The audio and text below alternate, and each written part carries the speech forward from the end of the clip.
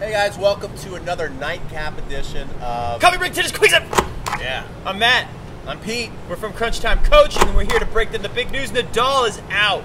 Rafa lost in the quarterfinals. He won today, which is kind of weird. He had to play two matches. First time in 4 years that Rafa has had to play two matches in one day, and he couldn't win it. So let's start it off. We were, big news for me, big surprise to me today was that Rafa laughed at me along with everyone in the press room as I made a rookie mistake in this dumb question. Roll the tape. I remember 2013. He played well here. He played really well in New York. I remember being there and watching you. It was great. A lot of talk about your serve. People were saying you were serving much different, much better. The U.S. Open 2013. Where is your serve today compared to that? How are your feelings on the serve? It's not true. I was serving much better in 2010, not in 2013. Anyway, I can tell you. In 2013, I was playing great tennis, not serving great. No. My serve is working well. Just you can take a look at the statistics of the season. Tonight, obviously not, but I am after Karlovic, Isner, Federer, Raonic. I am the player with high percentages of service games won during the whole season. So that's a great news. So funny. That was so a nice funny. try, Matt. But you know what? 2010. Yeah. Rafa actually liked my question.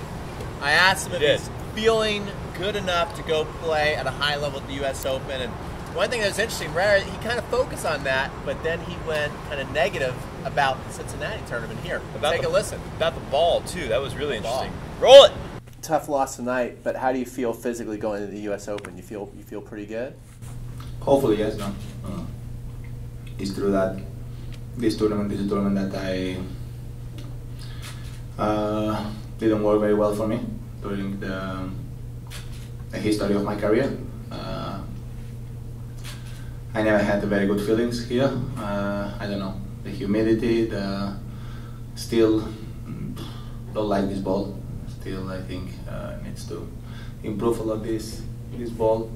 But in general terms, it's a tournament that I played one time great that I won 2013, but the rest of the times have been very tough for me to play well here, and find the cup.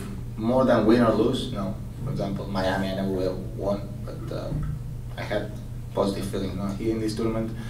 I love so much the tournament. Tournament is improving every year, but I don't know why I don't find my rhythm here, and it's tough for me to compete well here, but I'm gonna keep trying next year, and that's it. That's all what I can say. Saying that, New York is a completely different event, different ball, of course, and in the history of my career in New York, I played much better. So I have a theory on that ball, Matt. Yeah. Doesn't like the ball, especially playing people like Kyrgios, because the ball is light, and Kyrgios can hit that ball right through the court, and Rafa can't keep up with it. Right. And also his spin, it might just fly a little on him. So I don't think he likes the ball because of that. Okay, yeah, I thought it was really interesting, and obviously he said historically he doesn't do as well here, except for in 2013, but he always does better at the U.S. Open, and I think Rafa fans out there don't worry too much. Fed heads were a little bit relieved that Rafa's only going to pick up, maybe I think 90 points. He only gets 90 points because last year he lost in the round of 16. This year he makes it one step further to the quarterfinals. I think that's a difference of 90 versus 180 points, a net gain of 90 points. That means Rafa's not too far out in front of Fed still. So Fed can definitely catch him if he's healthy. Definitely, and the way Rafa looked tonight, I know he says he's going to do better at the U.S. Open with the better ball and all that, but I don't know. I think Rafa's susceptible to going out early at the U.S. Open again. I think that's the thing with Rafa is, you never know if he's going to blaze right through the tournament or if he's going to go out early when he's not playing on clay. Well, he left the French Open without dropping a set. He looked absolutely incredible. He really did a number to Stan, because now we know he beat Stan so bad that Stan's going to have knee surgery, right? Isn't Stan? Yeah, Stan just had his knee surgery. In fact, it's already happened. He's in the recovery process now. So yeah, Rafa was at his very best, and then we had a disappointing early exit at Wimbledon. And it looks like after these two hardcore tournaments, maybe Nadal is going to have an early exit at U.S. Open. So Fed heads, be really happy as long as Roger is healthy, and we're still waiting to hear on that back, but Roger's got a real chance. Let's talk about the winner, though. Let's talk about Nick Kyrgios. I was pretty impressed. Yeah, Nick Kyrgios, I mean, I don't think you read too much in this match for Rafa because Nick played so good, and we kind of had a little fight off camera, okay? It got physical, okay? The fight did. But no. Let's get physical. Oh, boy. Don't sing that. Okay. Anyway, what I was saying is Nick, he's the one guy, I think, on tour.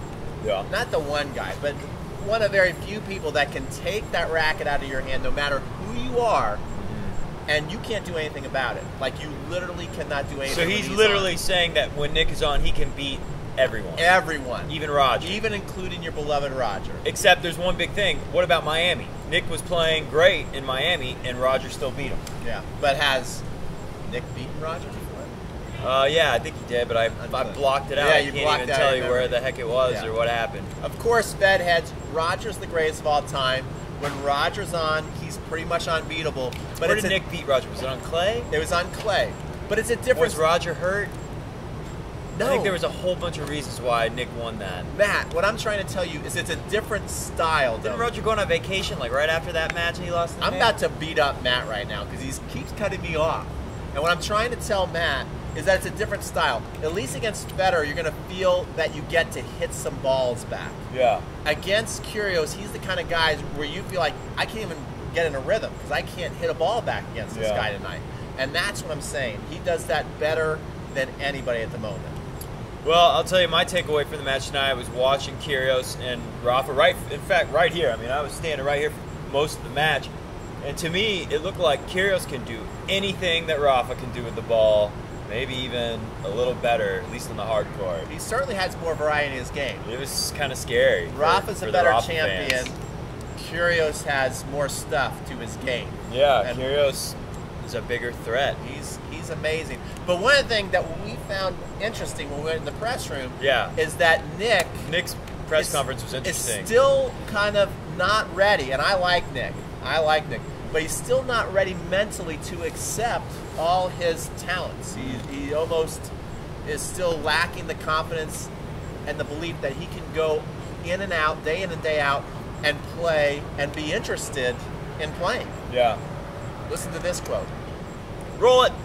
You know, you see me tank ridiculous amounts of matches against, like, on back courts and stuff like that, and then you never see me do anything silly, obviously, in a match like this. It's easy to get up for these matches, you know.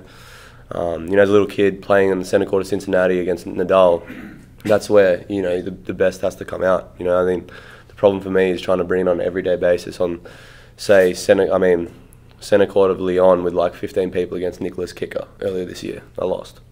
But tonight I'm playing Rafa and I win. So it's not these matches aren't the problem. It's those matches for me.